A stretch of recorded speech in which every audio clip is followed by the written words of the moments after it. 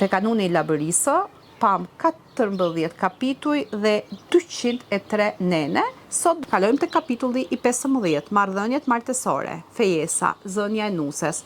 Pra, si ka funksionuar mënyra e fejesave simbas kanunit, pra deri kur ka filluar kushtetuta. Le të shikojmë. Po siç e dim, edhe nga rrëfimet e vjetra dikur, siç e kam theksuar edhe më parë, sidomos në zonat malore dhe në fshatra, fejesat kanë qenë bërë edhe në bark para se të lindi fëmia. Pra, dikujt që i binte muhabeti, që ishin dy familje që kishin muhabet me njëra tjetrën dhe i binte muhabeti dhe miqësia, i thonte, "O, po të lindi ty vajzë, do ta marr për djalë, po më lindi mu vajzë, do ta jap ty për djalin tënd." Nuk ka rëndësi sa diferencë moshe kishte, djali mund të ishte 20-30 vjeç edhe vajza gruaja ngelte shtatzën, edhe kur fëmia u bënte 14, 13, 14 vjeç, ja jepnin për martesë, qoftë një burri, që ai mund të ishte bërë atëherë në moshën 40-45 vjeça. Pra, disa nga zakonet dhe nga ligjet e kanunit më të vërtet kanë qenë në të keqet të femrës, që është martuar me ato njerëz që kur nuk i kanë njohur, është dërguar, nuk është pyetur a ka ndjenja, ka dashuri, por kur ka vajtur, ka habitur në dorë të kujt ka ra. Për këto kemi edhe disa këngë që para disa ditësh bile smëra në vesh një këngë që këndonte një rapsod, kur thoshte që vajza u martua dhe kur shkoi që ishte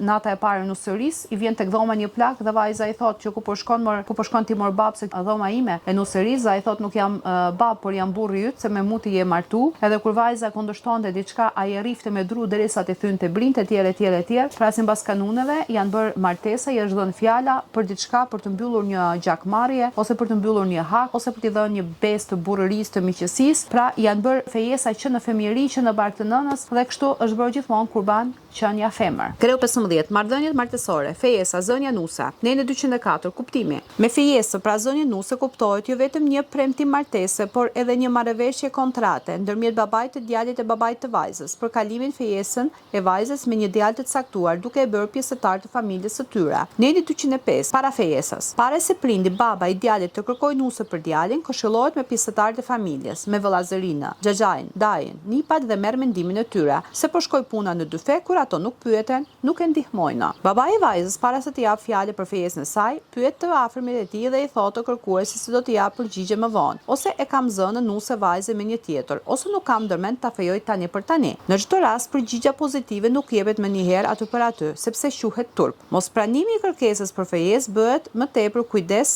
që të mos shkaktojë fyerje për familjen e kërkuesit, mos preket nderi i saj përpara të tjerëve. Por akoma ka edhe nga ato familje, akoma edhe sot, që duan të zbatojnë këto kanune dhe thotë që unë të mendoj një herë të pyes dajin e gocës, të pyes haxhin e gocës, të pyes ku ta diun se çfarë tjerët, se çfarë intereson dajit ose xhaxhait se për ato që ka zgjedhur vajza. Kush do ta jetoj atë jetë? Kush do të ketë ato kundërvajtje? Kush do të ketë atë lumturi? Do ta ketë daja xhaja apo do ta ketë vajza? Neni 206, mënyrat apo format e fejesës. Fejesa e djalit me vajzën mund të lidhet në disa mënyra apo forma. Nga baballarit e djalit e të vajzës në marrëveshje midis tyre, me shkuesi, lajmësi, mblesëri, me heqjen e mandiles, shamis së vajzës nga djali, për pajtimin e familjeve në hasmëri, fejesa me këmbim. Neni 207, kërkuesi. Si kërkuesi i vajzës për fejesë, pra zonjë nuse, mund të jetë babai, vëllai i madh, xhaxhai, daja ose kushëriri i pari djalit. Në ato familje ku nuk ka burra, fejesa lidhet nga zonja e shtëpisë, pasi të ketë marrë mendimin e mirëmatimin e vëllazërisë së burrit. Në çdo rast, garant për fejesë është burri. Veç babës mund të jetë xhaxhai, vëllai, kushëriri ose daja. Neni 208, baza e fejesës. Fejesa e djalit me vajzën bazohet në fjalën e dhënë, besën, se pranojnë të bëhen fejesa dhe në nishanin e dhënë nga babai i djalit familjes së vajzës. Në fejesë merret për bazë soji i vajzës dhe ndiqet rregulli. Nusen merret të fisme, pra të sojme, se të thot fjalën ose të lind djalën, kurse vajzën jepet në burumë, domethënë në familje të kamur që të mos vuaj ekonomikisht. Neni 209, fejesa nga kujdestari. Kujdestari i vajzës jetime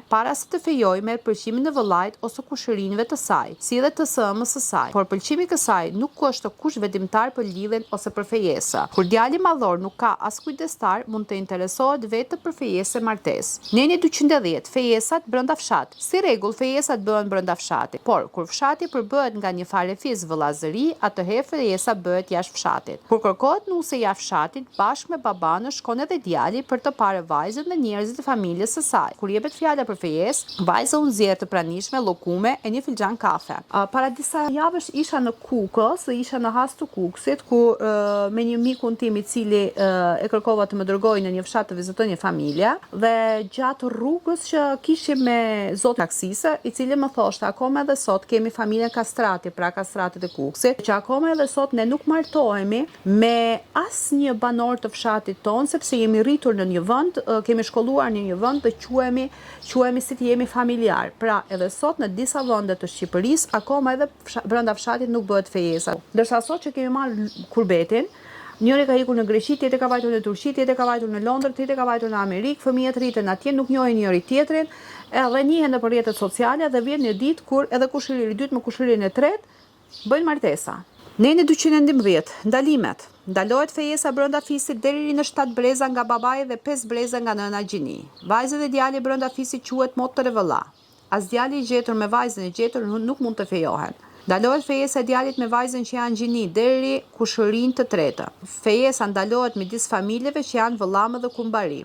Nëse shikojmë të ndalohet fejesa e djalit me vajzën që janë gjini, pra nga ana e nënës deri te kushërinë të tretë, këto janë diçka që i përshtaten fejesave dhe martesave të zakoneve të turqëve, sepse siç e dim Osmanlia ka ndetur për një kohë rreth 500 vite në Shqipëri dhe ato duke jetuar në atë kohë, duke sjell grupet e turkmenëve që siç e dim, sidomos i kanë bërë këto programet me arkivat osmanlie që i kanë shfaqur dhe siç e kemi parë edhe në manastir, ku kanë qenë 47 kisha, të cilat ato i kanë kthyer në xhami dhe popullsinë që ka qenë rreth e kanë dyndur dhe e kanë dërguar në fshatat rreth dhe aty kanë vendosur një popullsi të ndryshme islame, muslimane që e kanë sjellë nga Turkmenistani, nga Konya dhe vende të tjera pra, dhe i kanë vendosur aty, ato kanë përhapur kulturën e tyre dhe kanë përhapur mënyrën e tyre të jetesës, e cila ajo është bërë pjesë edhe e kulturës dhe jetës shqiptare. Pra siç e kemi parë edhe në dokumentet që kanë bërë para disa ditësh me relacion universal, me dokumentet e arkivave të Fermos, ku aty theksonte në letrat, në dorëshkrimet që gjenden në këto arkiva, ku theksoi që në disa zona të Shqipërisë dhe në shumë zonat malore të Shqipërisë, ai theksonte pra atë frati që kishte marrë ato shënime që këtu po përzihet mënyra e jetesës dhe një pjesë e madhe e popullsisë shqiptare po i përshtatet mënyrës së jetesëve të turqëve dhe kështu që dokët dhe zakonet tona, ato që i kemi ruajtur që prej shekullt deri tani, po zhduken javash. Dhe ato e shikojmë edhe këtu, sepse këtu ruhet deri në 7 breze pra fisi nga babai, por deri në 3 breze thot ato që janë në gjini, pra nga ana e nënës mund të fijohen, mund të martohen. Kur këtu është një gabim sepse fëmia e cilit është kujt i përket e din vetëm nëna. Mund të jesh e martuar me një burr, por fëmin mund ta kesh me dikë tjetër, atë e din vetëm nëna e fëmisë. Pra baba këtu nuk mund të jetë aq i shenjtë sa është nëna. Sepse po e shikojmë në shumë programe tani që po dalin dhe fëmijët mund të kenë 3 fëmijë dhe asnjë nuk janë vëllezër nga babai, por janë vëllezër nga nëna, dalin nga një bark, ajo që është sigurt është barku i nënës, asgjë tjetër. Pra, në fakt këto kanune kanë bërë ato për çmimin e nënës. Unë këtë e kundërshtoj dhe kam kundërshtuar gjithmonë, nuk është se jam feministe, por ajo që dihet dhe që është realitet është barku i nënës. E di nëna çfarë mban 9 muaj në bark dhe e di nëna me kë e ka këtë fëmijë. Baba mund të jetë përgjegjës, por në fakt nuk e dim se sa realitet është babai i fëmijës apo jo. Fejesa ndalohet midis familjarëve që janë vëllamër dhe kumbari. Neni 212, mosha e fejesës. Mosha për fejesë si rregull për vajzën është 12-13 vjeçe, kurse për djalin 15-16 e lartë. Patjetër që këto kanune janë përdorur në kohët kur kemi pasur sundues, kur kemi pasur pushtues, pra kur imperatori romake si Bizantine si Osmanlie kanë sunduar në Shqipëri, dhe patjetër që këto vajza 12-13 vjeçare me të vërtetë janë bërë fli, pra janë bërë kurban dhe janë martuar edhe me ato persona që kanë pasur moshën 40-50-60 vjeçare, pra një fëmijë që akoma nuk i është formuar trupi, është lejuar martesa. Kur edhe sot po shikojmë në disa biseda që bëjmë me gjyshet, me disa gjyshe të vjetra, që para disa ditësh kanë pasur një bisedë me një gjyshe çame e cila ka përjetuar masakrën e Çamërisë, ajo është nga Filati, dhe ajo theksonte që është martuar në moshën 13 vjeçare dhe në moshën 14 vjeçare ka pasur fëmijë në plerë kur ajo ka qenë fëmijë vet. Pra janë martuar në moshën 13-14 vjeçare kur ato dilnin dhe luanin me fëmijët dhe nuk dinin se çfarë shihet, ajo të dinë çfarë është burri, dhe aq më tepër kur martohesh me burra 40-50 vjeç dhe prandaj njerëzit e kanë vuajtur nga sëmundje të shumta, sepse një femër 12-13 vjeçe nuk është e përgatitur trupikisht, fizikisht që të bëjë një martesë dhe të krijojë një marrëdhënie me një burr, qoftë edhe të moshës së saj. Por këto kanunet kanë vepruar të herë ku ka qenë kohë lufte dhe patjetër që duheshin sa më shumë djem që t'i merrte Osmanlia apo t'i merrte sunduesi, t'i merrte si ushtar dhe të luftonte për tokat e tyre se do bënte haremin dhe ato që e vuanin ishin fëmijët dhe nënat. Pra mosha për fejesë rregull për vajzën ishte 12-13 vjeçe, kurse për djem 15-16 vjeçar. Fejesa mund të lidhet edhe kur djali ose vajza është në djep, foshnjë ose edhe pa lindur fare. Kur baballarët e tyre bien në marrëveshje e japin fjalës se po lindë fëmia të sekseve të ndryshme do t'i fejojë me t'i martojmë për të forcuar miqësinë. Si rregull, djemt e vajzat e shtëpisë fejohen me radhë sipas moshës, por mund të bëhen përjashtime dhe të fejohen jo sipas radhës së moshës, me miratimin në vëllait më të madh. Kur në vëllëzëri gjendet një motër e madhe e pa fejuar, vëllezërit nuk fejohen në respekt të saj të zakonit, derisa ajo fejohet. Edhe për fejesën e vajzave si rregull mbahet radha e fejesës. Këtu kemi edhe një shënim. Plaku me emër HB nga fushë bardha tregon: fejesat zakonisht bëheshin në moshë të vogël. Ka ngjarë edhe fejesa në djep, për shembull, personi me emrin D ka fejuar vajzën e tij te djali me emër B,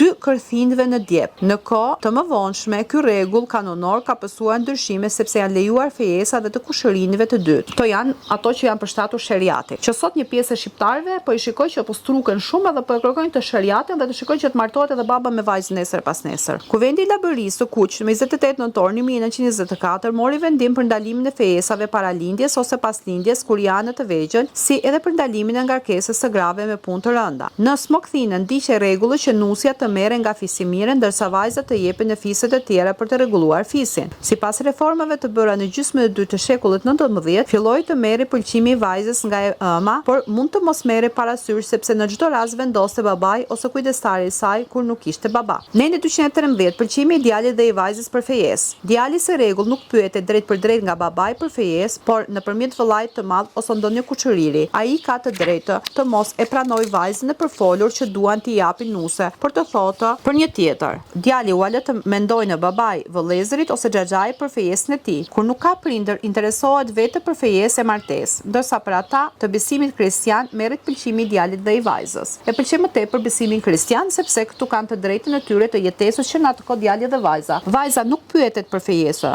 Për këtë vendosi Zoti i shtëpisë krye familjare. Vajza nuk ka mundësi të njohë djalin që i përshtatet për jetën e saj, por mbështetet në mbrojtje prindërve dhe i nënshtrohet vullnetit të tyre se si të vendosin ato ashtu vepron. Pranon fejesën pa e njohur djalin, bashkëshortën e saj të ardhshëm. A është qor, a është sakat, a është i sëmur, a është me probleme mendore, a është i vjetër, a është i ri, se çfarë është, nuk e di. Por vajza çohet atje edhe bëhet fli. Në 214 heqja e shamisë. Kur një djalë e pëlqen një vajzë dhe e zë në u dhe i heq shaminë e kokës ose i merr një shenjë tjetër, fejesa quhet e lidhur, pavarësisht se veprimet janë kryer pa dienie të baballarëve të tyre. Në 215, moslidhja e fejesës në këtë rast. Moslidhja e fejesës në rastin e mësipër quhet fyrje e rëndë për nderin e familjes së vajzës, dhe zgjidhet nga pleqë e zakonit që t'i pajtojnë të fejohet djali me vajzën ose sjellë si pasojë vrasjen e djalit. Në 216, fejesa me lajmës, shkes pra mbledhëri, këpucë grisuri. Fejesat bëhen me lajmës, shkes, mbledhëri sipas rregullit. Fejesa pa shkes nuk ka. Pëlqimi për fejesën që jepet ndërmjet si të bëhet nga Zoti i shtëpisë. Mospranimi arsyetohet fort që të mos shkaktohet prekje e nderit të ndërmjetësit dhe të kërkuesit, sepse kjo mund të sjellë pasojë të rënda deri në vrasje. Ndërmjetësi, kur merr fjalën të Zotit të shtëpisë se pranon fejesën, sakton datën e ceremonisë dhe njoftohet familja e djalit. Në 217, kush mund të jetë lajmës? Me cilësinë e lajmësit, shkesit, mund të jetë burr ose grua që ka gjakësi, xhaxhai, daja, miqësi apo shoqëri ose krushi në shtëpinë e vajzës. Një njerëz që i shkon fjala ka besim me autoritet. Lajmësi pra shkesit saktohet nga shtëpia e djalit, por mund të jetë edhe nga shtëpia e vajzës për të kërkuar djalin për dhëndër. Ky rregull vepron një familje që i përkasin besimit krishtian. Shtëpia e vajzës mund të mos e pranojë atë shkesë lajmës, por një tjetër. Në 218 kufizimet. Gruaja mund të bëhet lajmës së shkesë, por fjalën për lidhjen e fejesës dhe nishanin e fejesës e je burri, në mungesë të babait, të xhaxhait apo vëllait, kushëriri i djalit sepse fjala e burrit është garanci e fejesës. Në 219, shpërblimi për lajmësin, shkuesin. Shpërblimi për lajmësin, shkuesin për fejesë, po u bë martesa i jepet me një palë këpucë, për këpucë që ka grisur nga njëra shtëpitë e tjetra ose me para. Lajmësi shkesi është ndërlidhësi dhe dëshmitari të dy palëve, derisa të martohet djali me vajzë. vajzën për respektimin e marrëveshjes ndërmjet baballarëve të tyre. Në qoftë se prishet fejesa, lajmës së shkesën nuk ka asnjë përgjegjësi, por bën përpjekje për t'i pajtuar familjet që duan të lidhin krushqi. Në 220, fejesa nga vet vajza kur ikën nga shtëpia prindërore. Kur vajza largohet vetë dhe fejohet e martohet kundër dëshirës së prindërit, baballarit e djalit të vajzës merren vesh midis tyre dhe i martojnë. Në rast se nuk martohet, si rregull vriten. Në 221, ceremonia e fejesës. Fejesat e djalit me vajzën bëhen sipas një ceremonie të caktuar. Ditën e ejtë ose të diel,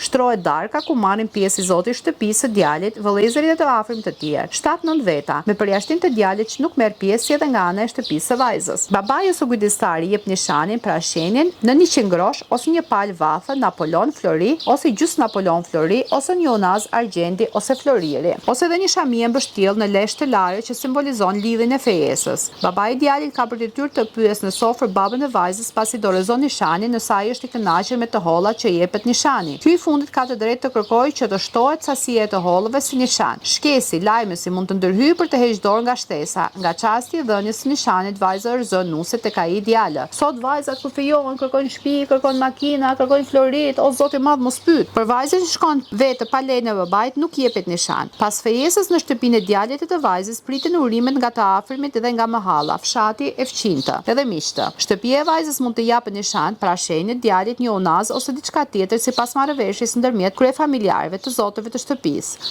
Në ato familje ku nuk ka zot shtëpie, burri e zonja e shtëpisë para se të pranojë nishanin ka për detyrë të tharras burrat më të afërt të vëllazërisë së burrit, të saj të vdekur që të zëvendësojnë në babain e vajzës. Pasi jepet nishani, të gjithë urojnë, na u trashëgofshin, na qofte hajrit miqësia, buka e ëmbël dhe e pandar. Kur mbaron ceremonia në shtëpinë e vajzës, porsa dalin nga dera, shtihen me pushkë për ta bërë të njohur botërisht fejesën e djalit me vajzën. Sipas marrëveshjes që bëhet në një datë të caktuar, thete edhe nga ana e vajzës 7 deri 9 veta në shtëpinë e dhëndrit, ku zhvillohet ceremonia dhe shkëmbehen urimet e rastit. Në 222, kufizimet për vajzën. Nga çasti i fejesës kufizohet liria e vajzës. Ajo fshihet nga i fejuar dhe nuk mund të takohet me të. U fshihet prindërve, vëllezërve të tij dhe nuk bisedon me të. Sot ka hik ajo ka. Sot vajza po feju, sa fejohet ditën e parë e ketë shtëpia e burrit. Edhe kjo është normale. Vajza e fejuar ruhet e nuk del lirisht, ose del e shoqëruar nga vëllai ose të afërmit të saj. Gjatë kohës së fejesës vajza përgatit pajën që nga qilimat, jorganët, shiltet e qëndisura, zbukurimet e tjera, dyshekun e deri tek çorapit me lule, bulesa tavoline, pecetat e duarve, këllëfët e jastëkëve, kuduket, aftësia zanatçore e gruas. Këtu kemi një shënim. Në kohët më të vona, në gjysmën e parë të shekullit 20, këto zakone shkuan duke u ndryshuar e përmirësuar. Të fejuarit mund të takohen fshehurës nga të tjerët,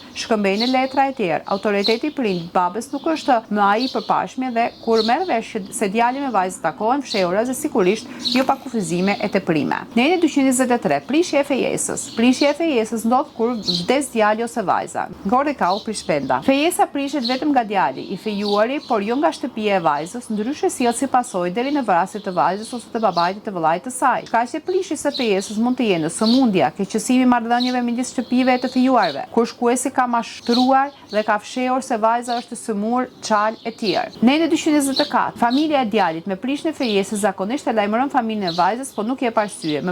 Nuk më pëlqen kjo vajzë. Në 224, lënia e të fejuarit. Vajza nuk mund të prish fejesën sepse nuk i pëlqen djali. Ajo mund të mos e njoh fare as për fytyrë. Kjo prishje quhet fyrje e rëndë për djalin të sjell pasojë deri në vrasje. Lënia e të fejuarit nga vajza për të martuar me një tjetër, kur bëhet me dije dhe me dëshirë të prindërve të saj, është fyrje e rëndë për familjen e dhëndrit, i cili vret baban ose vëllain e vajzës. Por kur djali ofendon vajzën, kur djali shan vajzën, kur djali rreh vajzën, kur djali sillet keq me vajzën, kur djali nuk respekton vajzën, në këtë rast vajza duhet ta lëjë djalin. Dhe djali në këtë rast duhet jetë fajtor. Kur vajza e fejuar merr një tjetër burrë pa dijenin e prindërve të saj, këta kanë për detyrë të bëjnë në besë nuk kanë dijeni dhe lirohen nga hakmarrja e vendit, kurse vajzat nuk e pranojnë më në shtëpi. Me kalimin e kohës, sidomos kur ajo lind fëmijë, me ndërmjetësimin të dashamirëve e miqve mund të pajtohen. Në këtë rast dhëndri mund të vrasë vajzën dhe burrin e saj. Po bie në gjak, familja e vajzës detyrohet t'i kthejë shtëpisë së dhëndrit nishanin dhe të gjitha paratë dhëna për paje. Kur vajza e fejuar bëhet me fjalën në derë të babait, i fejuari lëshon dhe nderin e vajzës e vën në vend familja prindërore e saj. Në 225, vajza që kapet nga prindërit duke ikur.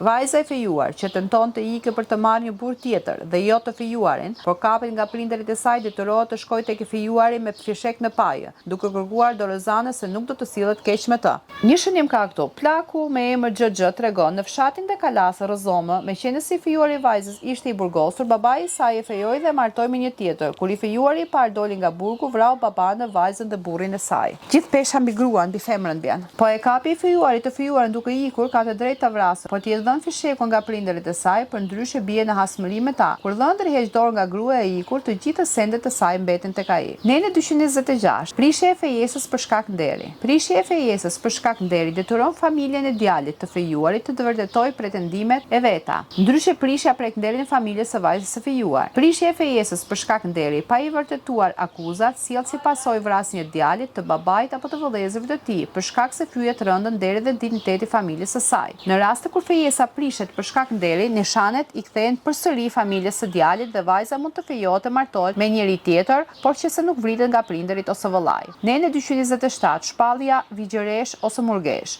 Vajza që vendos të mos fejohet të martohet për arsye se ka prindërit semur, e pa njëri tjetër, ose për arsye vetjake apo trashëgimie, e shpall veten vigjëreshe ose murgesha. Në rastin e fundit, detyrimisht shkon në manastir dhe në rast se ka qenë e fejuar, fejesa prishet pa pasojë të tjera. Virgjëreshat vishen si burra dhe mund të mbajnë armët. Pra kjo është ajo që kemi burrneshat, që akoma edhe sot jetojnë 26 burrnesha në zonat e Shqipërisë dhe të Kosovës. Nene 228. Të drejtë e familjes së fejuarit. Në rastin kur vajza shpallet virgjëresh apo murgesh, familja e fejuarit ka të drejtë të kërkojë të marrë gjithçka që i ka dhënë asaj me rastin e fejesës. Nene 229. Fejesa me këmbim, pra trëme. Fejesa me këmbim me trëme quhet atëherë kur kryefamiljari i shtëpisë së djalit dhe kryefamiljari i shtëpisë së vajzës merret vesh në mes të tyre që të lidhin fejesa me këmbim trëme, duke i dhënë vajzën njëri tjetrit për djemtë e tyre. Këtu kemi edhe një shënim.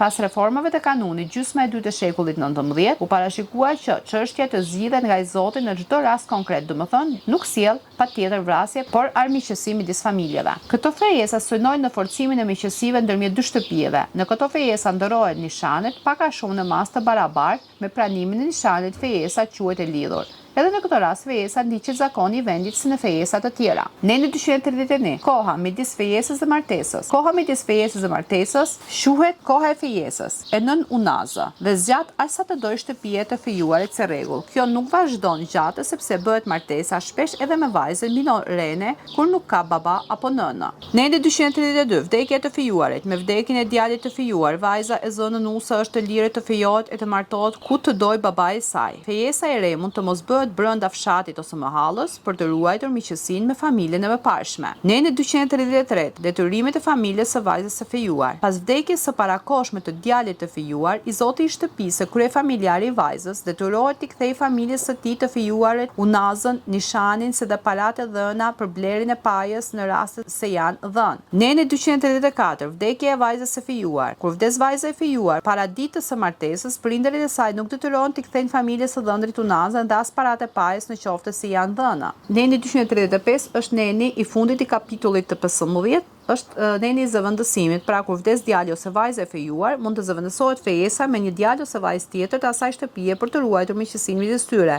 pa qenë nevojë e martesës së pëlqimit të babait të saj. Pra, sot pam kapitullin 15 dhe me kapitullin e 15 pam plot 235 nene të zakoneve dhe kanuneve shqiptare, pra ato që ne i kemi quajtur zakonet dhe traditat tona. Në programin e ardhshëm do të shikojmë Kreuni 16, ku do të shikojmë martesat, si kanë funksionuar martesat, rregullat, kuptimet, qëllimet, detyrimet që kanë qenë, si janë vënë datat e martesës, cilat kushte kanë qenë ato që pengonin martesat, bazat e martesat, llojet e martesave, martesat me kuror, martesat e përziera, martesat me shpërblim etj. Pra, miropafshim në kapitullin e 16 që do të fillojmë me nenin 236 mbi martesat.